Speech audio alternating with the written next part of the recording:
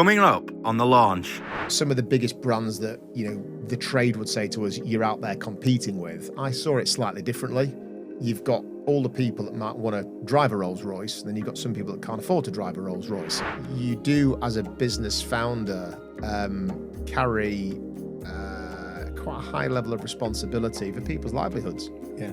This isn't a game. Business isn't a game. You want to have some fun along the way, but this is people's livelihoods. Hi everyone, welcome to The Launch, a podcast by founders for founders, going through all of the learning opportunities and experience of real life founders, sharing some stories of how people have done well and what's worked for them, what hasn't. And today on the podcast, we've got Simon Gray from Boost Drinks. How are you doing? Yeah, good morning. Nice to meet you. Nice to see you again. Well, it's not been long that we've known each other, but it's been good to spend a bit of time together and to come on and share a few thoughts. Absolutely, yeah. I suppose alongside some of the early stage founders that I've been supporting, I thought it'd be nice to have some people who've been through the full journey of having their own business and going through founding it, setting it up, scaling it, growing it and exiting it as well. I guess your story in particular caught me as one that was really interesting. So I thought there was maybe some nuggets of advice and information that you might be able to share with people of what worked, what didn't, and kind of your backstory as well, because I guess as a local success story would be really interesting for people around here to hear about. So I guess the kind of first thing that I always like to ask people is how did you get into business? What was your backstory and what inspired you? So I guess I came from a bit of a business background. My parents were in wholesale and retail. So I guess like around the dinner table as we sort of grew up, business was a lot of the chat. I suppose I've always had, probably since my sort of teen years, a bit of an eye on brands. What we're all like. You sort of get quite conscious of what you're wearing, what you're drinking, where you're shopping. You see people a bit older than you and what they're aspiring to. So there's a bit about brand. And I was quite fascinated by the Virgin brand and Richard Branson and that sort of story. So I read his book early on just to get a bit of a feel and flavour just about brands really, rather than it being necessarily a sort of a story of how to build a brand. I went to Leeds Grammar School, so I went through the system, but again, didn't really know what I wanted to do. And I think when I talk to a lot of sort of startups now, I kind of try and encourage them not to overthink it. Don't panic too much if you don't know what you want to be. At the same time, I know there was, youngsters that come from families that have been sort of doctors or dentists or accountants, and that's what they want to be, and they're single-minded and focused, and that's not wrong either. Did business studies at A-level. Again, still no sort of big dream that I wanted to set up my own business. Went to Newcastle uni, and they were just starting to talk. I mean, I'm a little bit older than you, James. They were just starting to talk about the internet. All so right. you can imagine, sort of like mid-90s. In fact, Sounds like it could take off. Yeah, well, you won't. Do you know what it was even called back in the day before it was called the internet? The World Wide Web. No, before that, it was Go on. called the Information Superhighway. Oh, yeah. I mean, how catchy is that? Anyway, Yeah. So I thought, right, you know what? I need to learn about this stuff. So I did this course called Business Information Technology, thinking it'd be all about business studies and kind of like tech. So I thought I'll get into this early. Anyway, we were taking the backs of hard drives off, and it was things like that. It was far too technical. So I didn't enjoy the course. I enjoyed partied hard in Newcastle, had a 20% attendance record. Oh, nice. So my parents hauled me home. But what I did come across while I was there, and this is the other thing I think, which is probably a bit of a life skill really, it's just putting yourself amongst things and amongst people. And energy drinks had just started coming to the fore. Red Bull weren't the brand that they are today, but they were just starting out and they were giving out free stock in those little minis to the students. And I was one of those students. Fast forward a little bit, I came back to Leeds. I went to Leeds Met Uni, did a European marketing degree.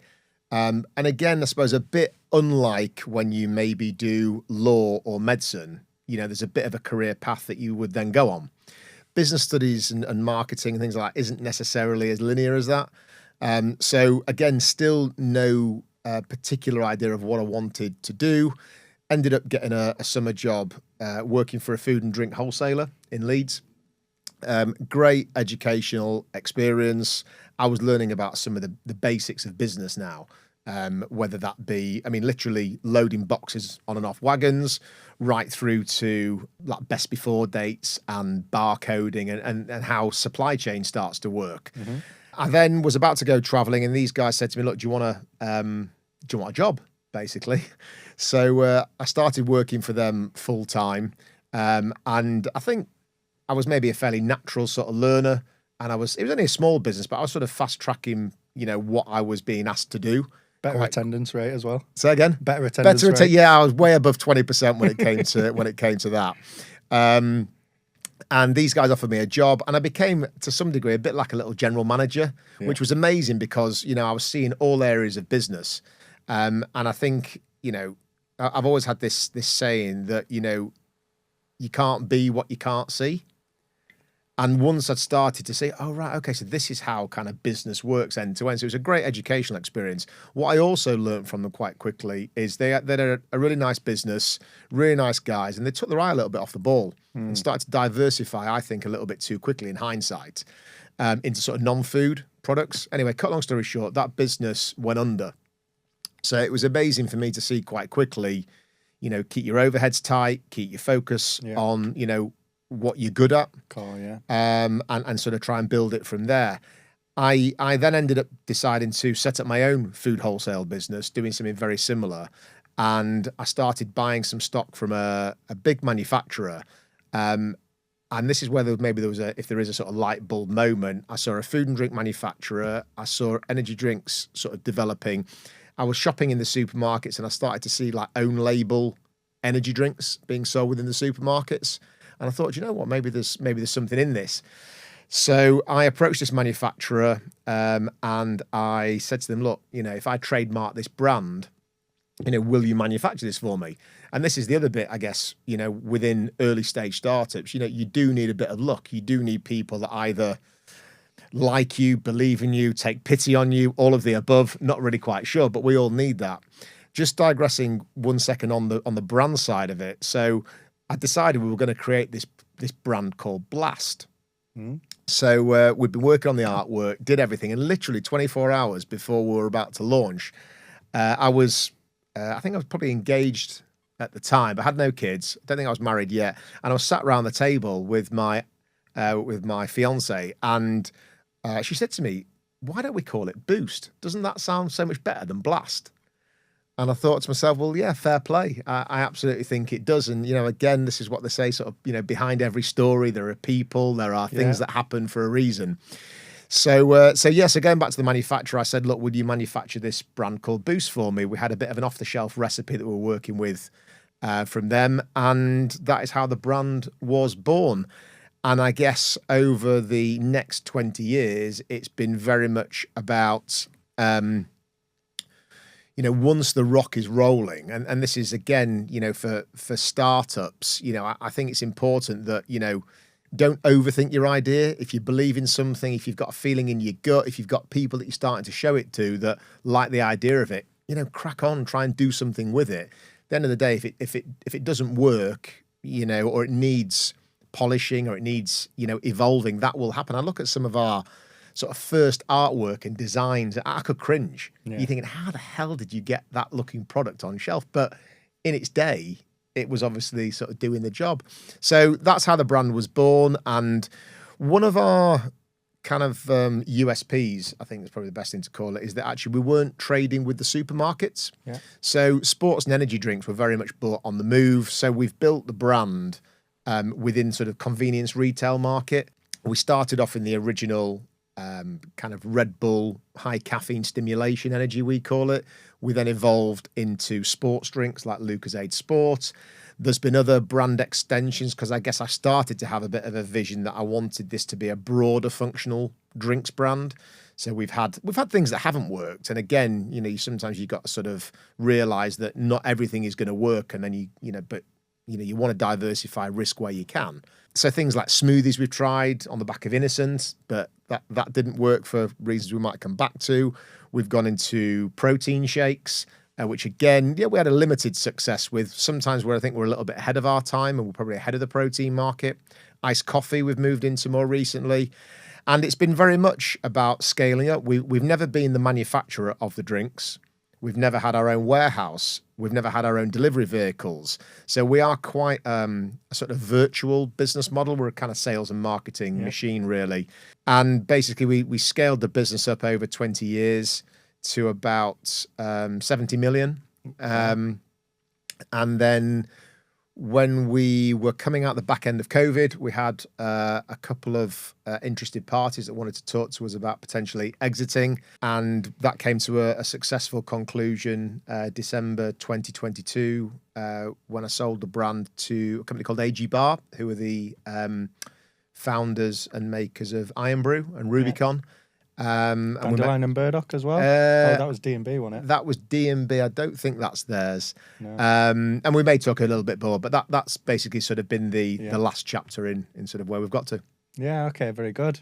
So, I guess I speak to quite a few early stage founders, and quite often there's an emphasis on the quality of the idea or the quality of branding or how revolutionary it is. But what I often find is with people who, really excel in business, is that the idea is maybe 10%, 20%, and the rest of it is really a relentless attitude to driving it, getting it in front of people, and really creating some noise within the market for where it's going, and to create that success through relationships, through sometimes co-promotion of the product or of the business.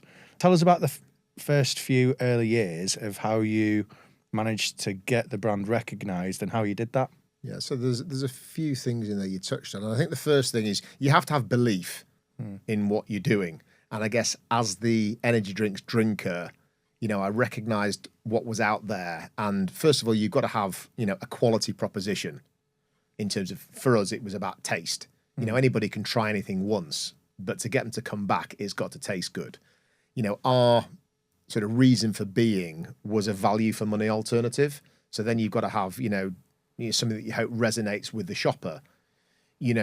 Some of the biggest brands that, the trade would say to us, you're out there competing with, I saw it slightly differently.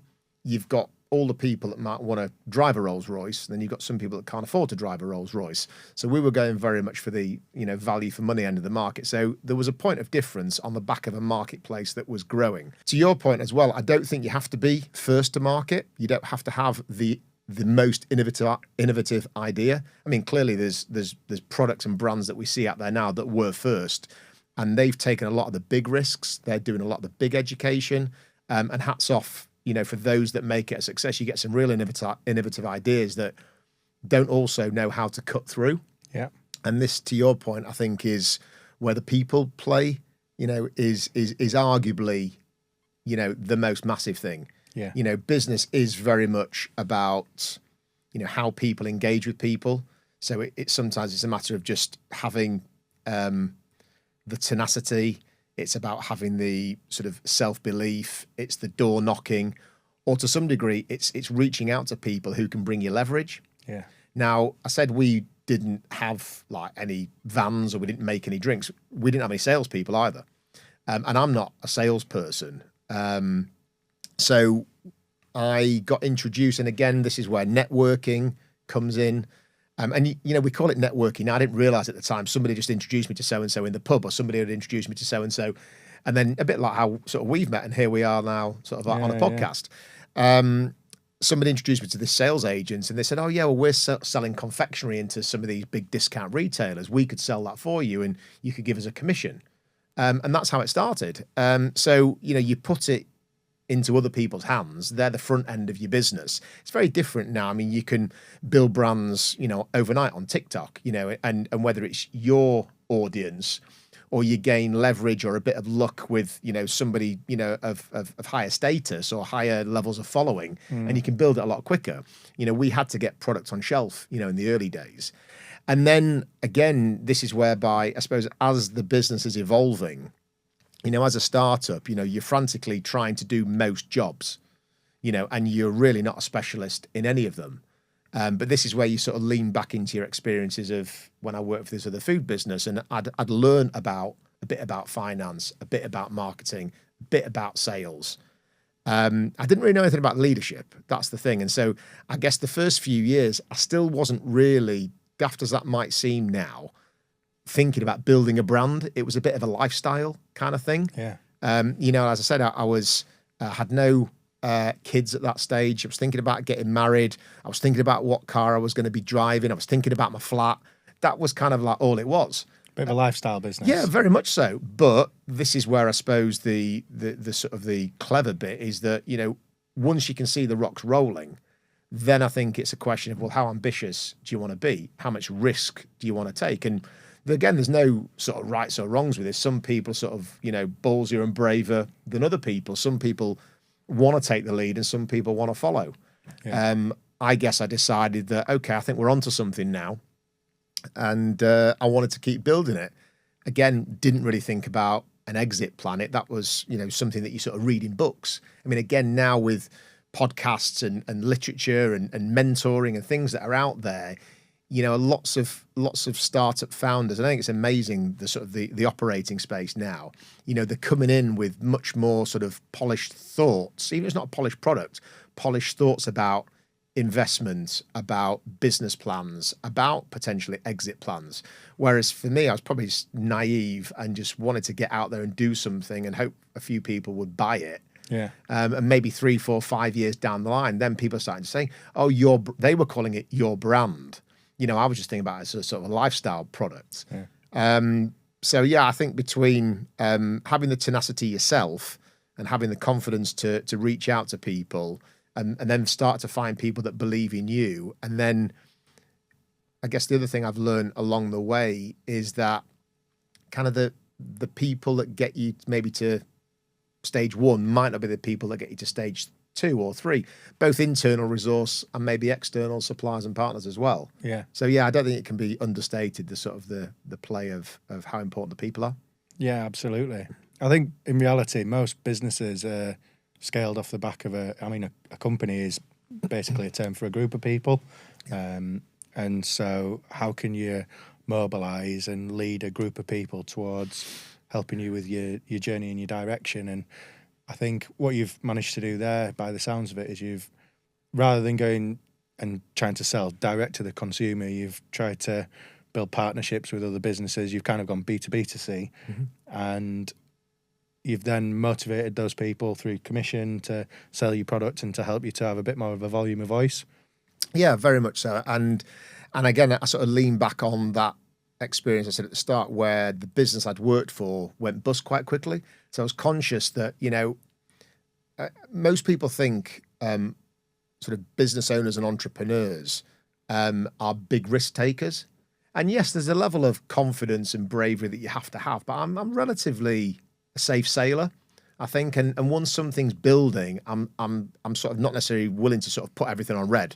And just, some people are, and maybe you'll reap the benefits of that. But if I can see things building steadily, then that was the route that I wanted to go down. So it became, you know, about more people and more resource and bringing people into the business. So, you know, a few years down the line, you know, we moved on from that sales commission model and brought our own sales team in.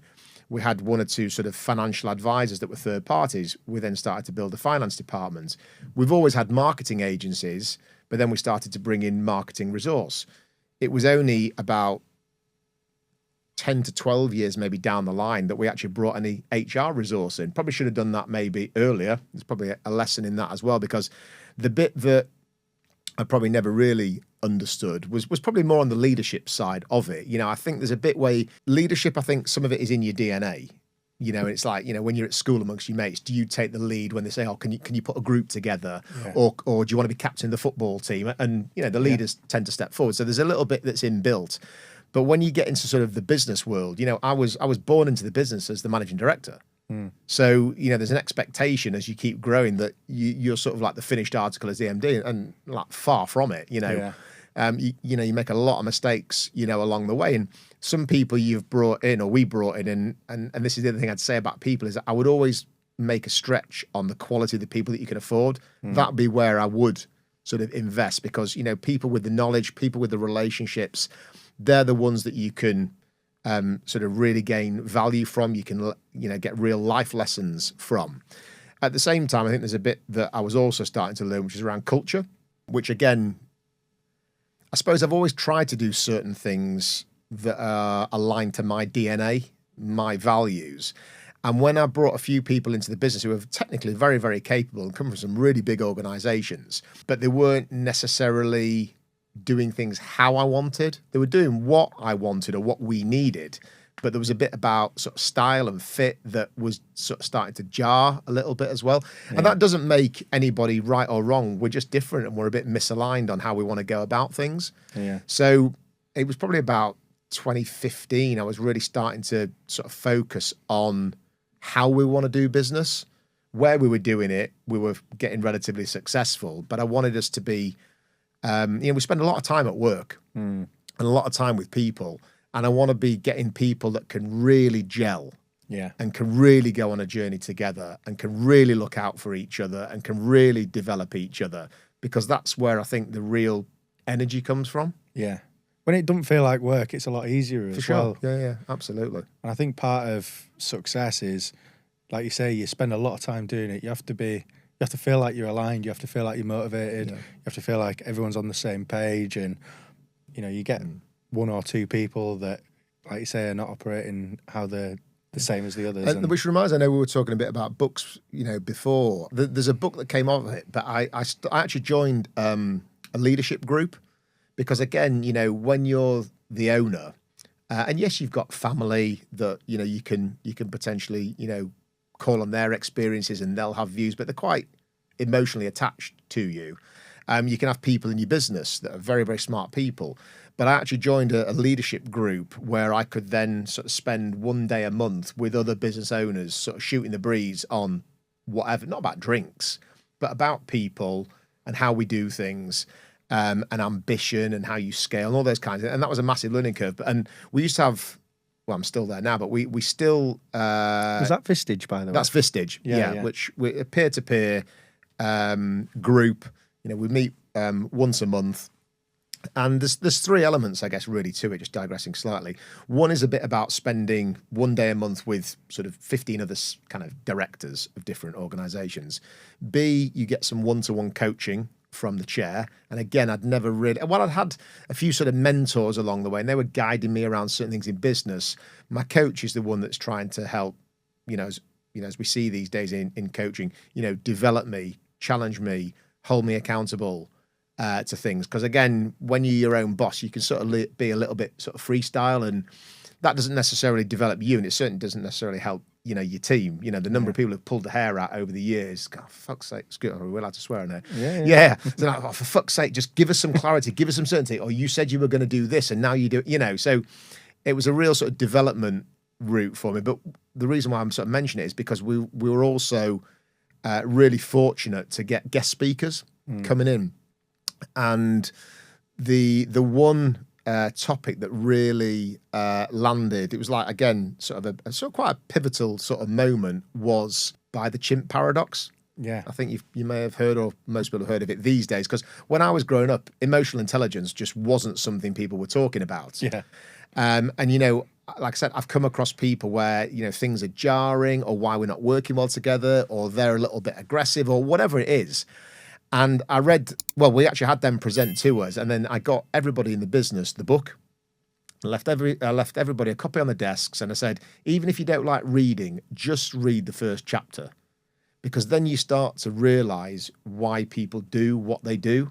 It was a massive moment, and broadly, I suppose the way that I operate now, there's a little bit of like an operating system in my mind that is think, feel, act. Yeah. Which broadly is, we all have thoughts that go through our heads and we can't really control those. And you have good thoughts, you have some not so good thoughts. Those thoughts turn into a feeling. And for different people, that feeling will be different. And you can't necessarily control some of these feelings that, they're inbuilt. But what you can control is how you act and what you do next. And that was the bit for me where I started to see different behavioral traits from different types of characters.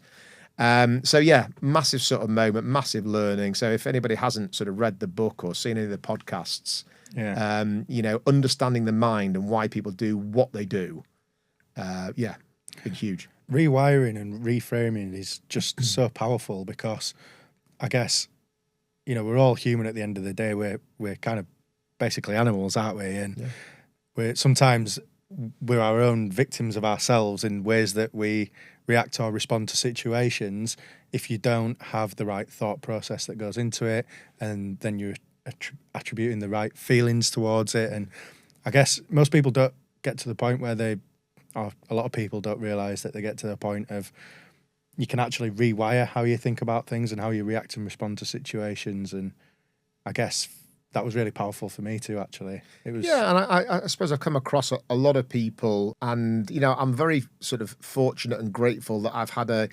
relatively trauma-free, years to date. I know that's not the same for some people, and they've had experiences that, you know, have left them in tricky positions.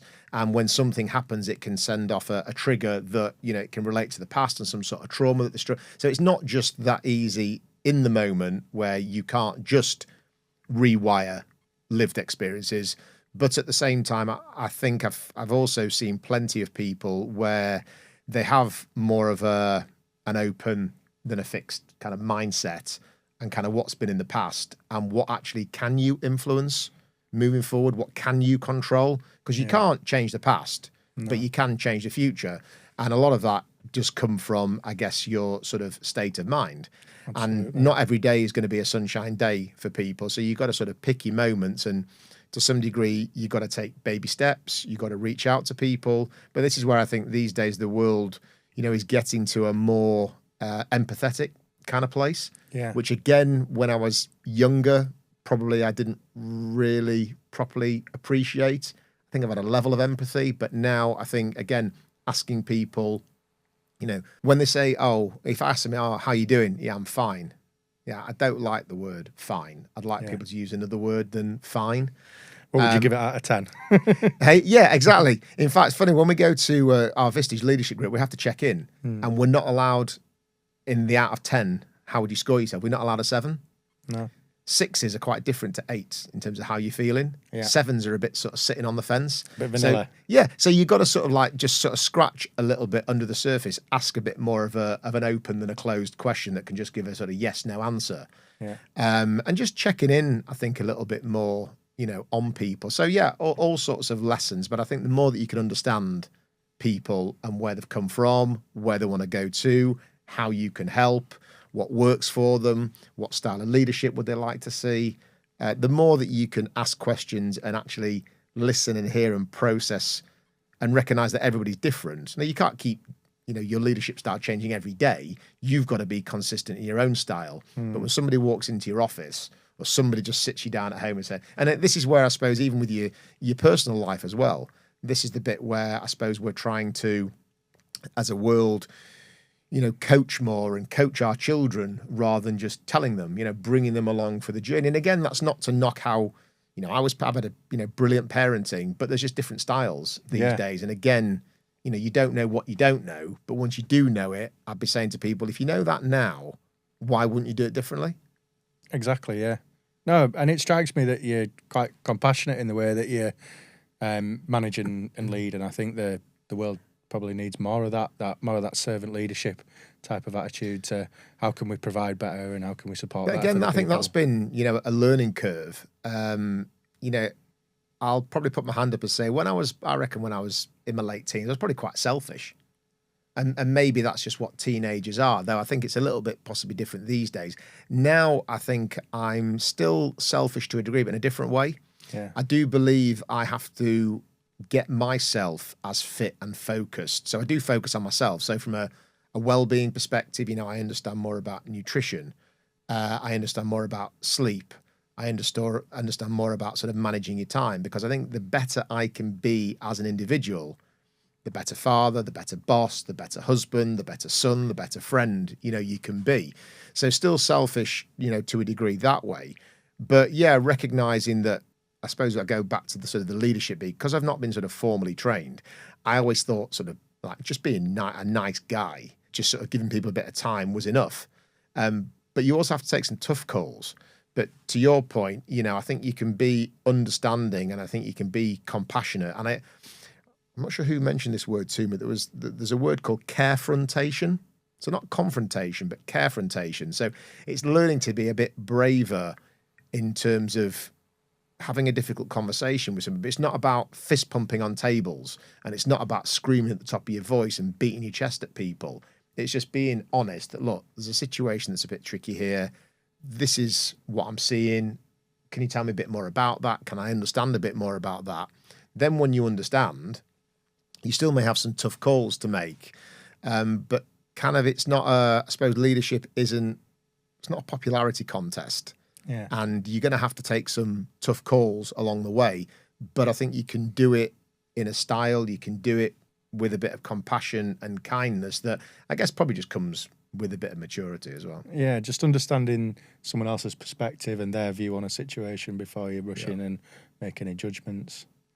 Interesting. Do you know, there was a point there that I really wanted to cover off with you, but then it's completely... Sorry, did I cut across you? Yeah, No, more. Yeah. No. I think what you're saying is really valuable and really interesting. But I guess the other thing that I wanted to hear from you and to share with the listeners is about your exit and how that came about and how you built the company's readiness for, I guess, a potential exit, whether that was conscious or kind of subconscious, and what were the things that you put in place that you felt like it did really create value that someone else might perceive as interesting enough to acquire?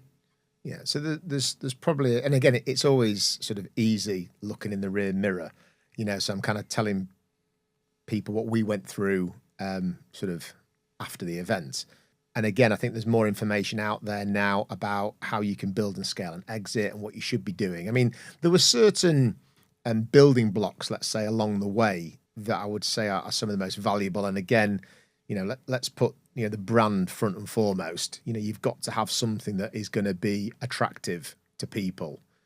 At the same time, you've got to give people that are potentially going to acquire, the opportunity. It depends what their objectives are, but I always think they want a return on that value. So whether that's a big market share that they're buying, or whether it's future growth that they can take on, or the synergies that they can take out. So I think understanding an acquirer's objectives, is important. The people side of it, on the one hand, I think having strong management in place, it doesn't have to be perfect, but relatively established systems and processes, which again is the reason why we kept bringing people in along the way to make us better at what we do. At the time I was doing that, I didn't realize they were going to be the building blocks that would make you attractive for sale. But when you do get into a conversation, people are going to scrutinize the business. There's a bit about, how clean is the business, your management information, the visibility and understanding, you need to have. So I think some of these sorts of building blocks of products, people, systems are critical. Also, there's a bit about, as a leader, can you be a bit more dispensable? Like for years when you're building it, to some degree, you're indispensable, but can this business, service, brand cope without you? Yeah. So I think, again, being able to ensure that's all in place. So that's what I think makes you attractive. And as I said, I didn't realize at the time that those building blocks we were putting in, which were for our own future success as a business, are also the same building blocks that are going to make you attractive, for acquisition. Yeah. So yeah, we'd got to a situation, and if I'm honest with you as well, over the years, you hear stories of, when is the right time to exit. And, I've seen plenty of businesses over the years also that either wait too long or don't get off base one, but keep investing. So, it's not an exact science, this, but when you have got an upward trajectory, you need to think carefully about, also who could be the acquirer, because you could be, in some acquirers' eyes, too small. And you need to get to the next level before the right level of acquirer would find you, interesting. So you got to think about where you are in that journey. And if I'm honest with you, again, I'm telling you these things sort of retrospectively. I wasn't necessarily going through this conversation in my own mind. We were just sort of heads down trying to keep building the brand. We knew we were successful in the marketplace. I guess we knew that there was an opportunity that could come along. When it got to probably the back end of COVID, what we started to hear was it's a bit like when people were on furlough. They were having money in their pockets that they couldn't go out and spend because you couldn't go out. It was the same in business. They had cash that they were looking. They hadn't been able to invest for a couple of years, so there was sort of money in the marketplace. People were approaching us saying, "Yeah, this could be an interesting kind of conversation." So it then became about, is this something that is of interest?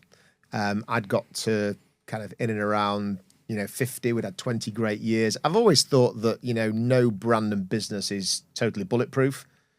And we'd probably seen, through COVID, especially in things like the hospitality sector, it had been like decimated, kind of overnight. And really, really good businesses in all sorts of industries that have got great track records were either struggling or going bust. So you start to really sort of, home in on, well, could this be the right time? Then it became about, well, could we find, the right interested party? Could we structure a deal that is right, both in terms of the price for the business, what it would mean for me personally in terms of a role, how can we look after the team? And yeah, as I said, we got introduced to AG Barr, and that was a really positive conversation.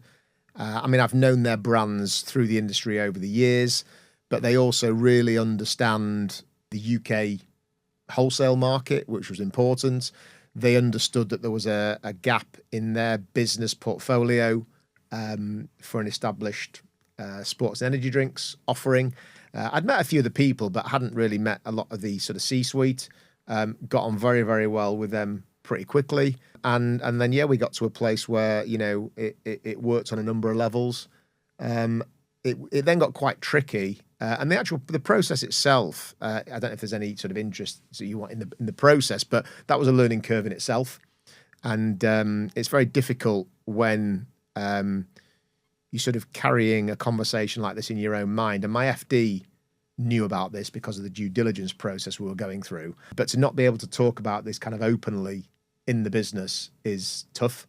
And if anybody's ever thinking about a process like this, you need to sort of mentally ready yourself if you can, because, we had probably 4 or 5 months where people were probably starting to think, why is he asking for that information? And what does he need this for?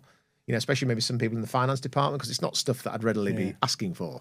But I was also mindful not to be too public with it because, if it doesn't go through, you can start to destabilize the ship internally. You do, as a business founder, carry quite a high level of responsibility for people's livelihoods. Yeah. This isn't a game. Business isn't a game. You want to have some fun along the way, but this is people's livelihoods. So I was very conscious about how we, manage that. So yeah, it was a difficult sort of process from that perspective. It's hard work. It's long hours. I mean, some of the stuff, unfortunately, is a bit like treacle at times. They're asking you for things where you think you're never going to use that information, but this is just the way sort of advisors tend. They need to do a belt and braces job, which I understand and respect, even though it can be quite frustrating at the time. Sometimes it's just knowing that you can get the information, or that you've had some kind of process in place to track certain things. Yeah, but people do. Yeah, they do need to understand these things, and I do get that. And then the other difficulty is doing all of this, and you've got to run the business at the same time. And again, this is where advisors will sort of prep you for, oh, this is what it's going to be like, but they've never actually been in that position themselves. They've always been the advisor. So yeah, it's been tough, but as I said, a successful conclusion. And we probably got to a stage sort of 2 years down the line where the guys decided that they wanted to integrate our business fully into theirs. We were left to sort of stand alone for about 18 months, actually. And then we had a redundancy process that we entered into, which was certainly not fun. It was another sort of learning experience. Thankfully, I'd never been involved in anything like that in the past. So it's interesting. You learn a lot more about your team sometimes, both in terms of what people have been through that have never been into conversation before, and how people sort of conduct themselves. And the team, I have to say, were, phenomenal. This is an emotional period, and they were professional. They were still invested into the future of the business. I was trying to encourage people softly as well that, there are still, end of year bonuses, and this is down to us as to sort of, how well we can finish. And we actually, which we're very proud of, we actually set up and we pushed this through LinkedIn, was a campaign called Be at Our Best for the Rest. So it was like the last 6 months, once we knew that the business was going to get integrated, about how we can support people, how we can actually help people potentially find new roles. So some people were offered new roles in the parent business, and about half the team weren't. So we took to LinkedIn. We had our people and culture director led a kind of a program, really, where we were putting people almost on a pedestal on LinkedIn, say, this is so-and-so from our finance department, this is so-and-so from our HR department, would you be interested in, again, it feels strange putting your team out online, and it wasn't for everybody in the team, but most people were pretty, appreciative, grateful that we were giving them that leg up. And to be fair to the region and, the businesses that were reaching out and offering roles to people, because as I say, you do sort of carry a sense of guilt that you're playing with people's lives. So you want to try and do what you can. So it was an amazing response. And now the business is wrapped up. The AG Barr guys have asked me to stay on as an advisor for a couple of years. Excited to be part of that now. I've remembered what I wanted to say before, by the way. If I keep talking for long enough, eventually it'll come back. Yeah. No, I think what you're saying is fantastic, and I think what strikes me is quite how thoughtful you are and compassionate you are about the team. And I think quite often most businesses, to get off the ground, they need someone who is potentially selfish, but more so than selfish, relentless, to really have some kind of intrinsic drive to push the business forward. And at the start, the business is one person or a couple of people, and it needs some momentum, like you say, to get the rock rolling. And I think particularly as you get older, you start to expand your sphere of influence and care for the people around you. So, as you start to become a parent, as you start to employ people, you start to care for a wider circle. And then certainly some businesses don't get to beyond that point because the people never get to beyond that point of, really caring for the others that are around and really putting them first and putting an extra level of mindfulness around their needs, their feelings, their emotion, their families, the problems that they might be having in the background as well. But the really good leaders that I've certainly experienced working with put a thought process into, well, how can we expand and care for the people that are in our wider sphere of influence?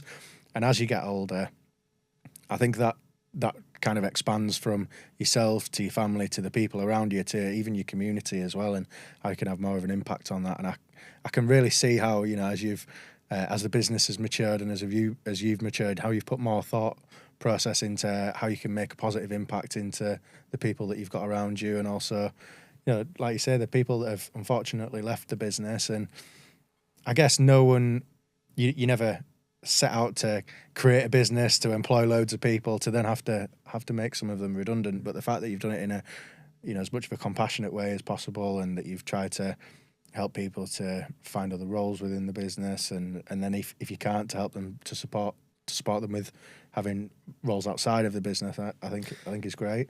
Yeah, and I think there's a piece within it where people have told me along the way, it's just business, and it is, but I still think you can't help, I guess, but to care.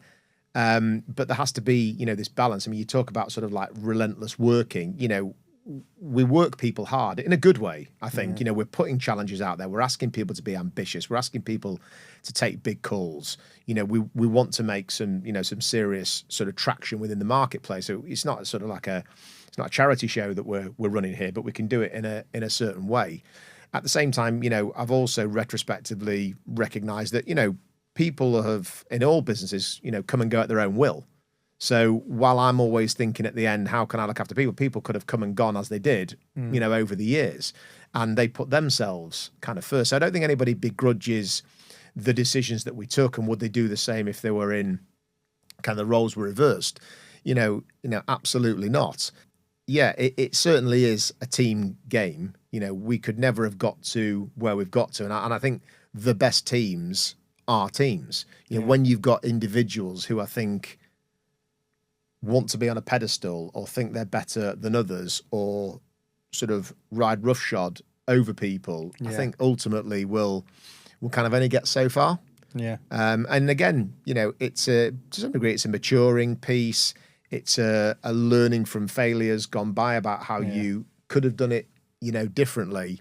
And as I said to you sort of earlier, you know, once you know a different way of doing it, it's like, well, why wouldn't you do that? Absolutely, you know? yeah. I think I was quite guilty of it, you know, at some points in my career where I was just so focused on trying to get forward that you're trying to build momentum and you're trying to get clients or get people on board. And, you know, I've always had a bit of I use the word relentless work ethic. Yeah, when you're trying to drive something forward, sometimes you're so focused on what's going on ahead of you that you can't always see what's around. And one thing that I've really tried to do, certainly in the last year or so, is to try and just pick my head up and look more at the horizon and the people that are around you, rather than just trying to like run with your head down and see where you're going. Yeah, no, I think there is a level of relentlessness that, you know, is needed, and I think there's a sort of level of maybe relentlessness, risk, commitment versus ambition. Yeah. You know, it sort of has to. The two things are not mutually exclusive. For some people, it's not. They just want to go to work, want it to be steady, want to go home at night and not think about anything else till the next day, and that's cool. Yeah. And I guess I'd probably challenge that there may be less ambitious, or maybe they're more ambitious when it comes to their personal life and their surroundings at home. Yeah. You know, you like to think, you know, as a sort of business leader, you get the right balance. You know, I know when, you know, my kids were younger, you know, I wasn't always around, or I was screeching into the sort of school car park at 1 minute to whatever the event was I was going to. And then you start looking at your mobile phone, you're not present. So thankfully, I've, again, learned a bit more from that, and tech enables us to do things sort of a little bit differently. And somebody once told me there's a bit of a sort of triangle of wealth, health, and time. Yeah. And it's like, when you're young, all being well, you know, you've got your health, you've got sort of time on your side because you've not got loads of family commitments, but you don't necessarily have the wealth. When you get to the other end of the spectrum, hopefully you've got the wealth, you've got the time, you don't always have the health. So somewhere in the middle, I think we're all trying to get a little bit better about how we can kind of like balance the three through life, rather than wait till the end and, you know, hope you're still well enough to be able to go and explore and live more and play a bit more bad golf or whatever it is, you know? I think balance is different at different points in your life, and it's different for different people as well. Like you say, some people are more ambitious with what they want in terms of their personal situation or their hobbies or their family and stuff like that. Some people are, you know, the balance for them might be working really hard to get a business off the ground. I've certainly, at points in my career, worked really hard, and I never felt guilty about it because I didn't have a family at the time. But as I got older, I realised, actually, do you know what? I need to be more present for my wife and for my kids. And I guess I'm saying this ironically at the moment whilst managing a barn conversion, setting up new businesses and stuff. So I'm probably going through another period. But, you know, I think life comes in seasons. And, sure. you know, sometimes you have to take the rough with the smooth. You have to kind of look at what season you're in at the moment and what life requires of you and what you want to get out of life and with your family and stuff like that. And I think the more you can, I guess, take a step back and realise what's going on around you, what's ahead of you, and be really mindful of what you want to achieve as well. Having real clarity about what direction you're going in, probably more so than the way that you're going to get there. I think that's another kind of theme that I've seen between the different founders that I've spoken to.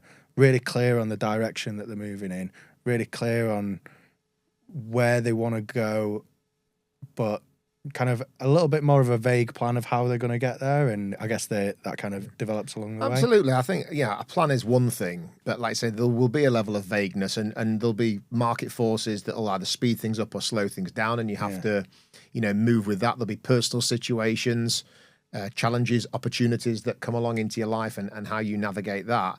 I mean, we talked a little bit about tech as well, and while it's a massive game changer, you know, that you've got something in your pocket where you can almost like run your business at times with, it's brilliant, which allows you, and now you overlay that with sort of hybrid working. So you could be on your phone at home, before you go to work instead of sitting in sort of rush hour traffic, and you sort of get stuff done, Yeah.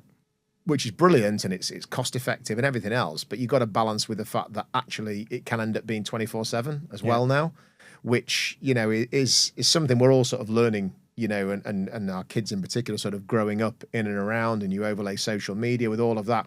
You could be always on all the time. Yeah. And while it's exciting, and while you could, you know, find opportunities everywhere, you know, I think sometimes you've got to just put the device away, take a step back, sort of live in the moment, enjoy what's going on around you. Yeah. Because it's quite easy to sort of, you know, another book actually, you know, talk about books before. I don't know if you've seen or read the book Stolen Focus. No, I haven't. By Johan Hari, I think his name is, it's amazing about, again, the way we're all operating these days. And it's mad stuff. Like, you know, when we used to learn to read, we kind of learn from left to right. Kids are now reading like up and down, because they're sort of scrolling on phones and tablets and everything else. And it's the fact that, your focus can be stolen almost. And I heard a stat the other day that teenagers might be a bit younger, but their attention span before something interrupts them, whether it's a WhatsApp message or a notification or something, is about 8 seconds. Wow. I mean, this is, again, you know, like I say, it's amazing that things are coming to you, but it's kind of scary how quickly your whole world can just get awash with blur. Yeah, absolutely. I guess, what advice would you give to anyone who's thinking about setting up their own business, or who's trying to establish their business now to scale it and grow it as well, just as a point to kind of depart on? So I think, have a dream, you know, have something that you're excited about. You know, I think for the businesses that are successful, you know, they understand it from the outset. They don't always have all the answers. So have something that you really believe in. Recognize that it doesn't have to be perfect. Just get on with it. You know, we've talked a little bit that you know, failures will come along. Yeah. You know, and I don't think this country at times is necessarily great at embracing failure. Yeah. I mean, you could argue maybe the US goes too far the other way, but there are big learning curves, you know, along the way. It's not going to be easy. There's no guarantees for success, but if you surround yourself with, you know, good people, if you're curious, if you're willing to learn, if you're willing to ask for help, I think these are sort of, you know, these are life skills as well as, you know, kind of, you know, business skills. And I'll probably maybe leave with one thought, and it's something that's always sort of stuck in my mind, is that you never get a second chance to make a first impression. Whether that's with people you bring into the business and the tone that you set, if you're going into a meeting with a customer, or even if you just sort of, you know, you're at a networking kind of event, you know, people unfortunately do judge quite quickly. And a lot of the time they're probably not wrong. So just be mindful that, you know, you're trying to always put your A game, you know, kind of out there. You never know when you could be, you know, stood next to somebody who is the next opportunity. Yeah. You know, they could be the person that's giving you leverage. So just, be mindful about how you, I guess, conduct yourself. And just remember that you sort of can't control everything. It goes back to that think, feel, act. All you can really do is control how you act in any particular situation. Wow. Well, on that note, thank you very much for sharing some pearls of wisdom. I've really enjoyed the conversation, and I think, you know, there's some really interesting points that have come out of that as well. And I think, you know, some very thoughtful advice there as well. So, well, thanks for the invite. Really enjoyed it, and hopefully there's a few bits of useful information there for people to take away. Absolutely, and same for me as well. Thanks very much for joining us, everyone. Really appreciate your thoughts and feedback in the comments for this one, and hope you enjoy it. Cheers.